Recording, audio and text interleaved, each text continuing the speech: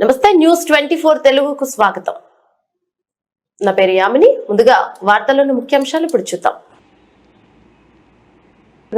ఇంటింటికి ఎన్టీఆర్ భరోసా పంపిణీ కార్యక్రమం తెల్లవారంగానే దర్శి నియోజకవర్గంలో ప్రారంభమైంది.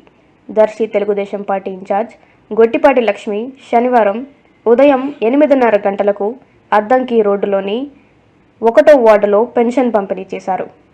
వారితో పాటు Darsi municipal chairman Narapusetti Pichaiah, Darsi AMC chairman Daram Nagaveni Subbarao, Darsi municipal మరియు సచివాలయం ఉద్యోగస్తులు ఉన్నారు.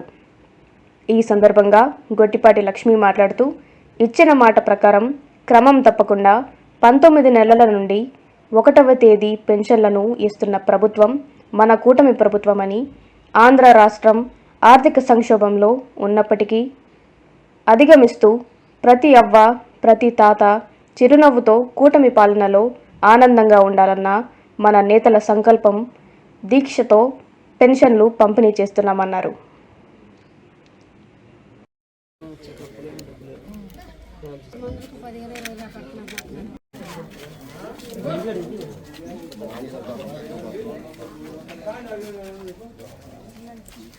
బాబాయ్ చూడు బాబాయ్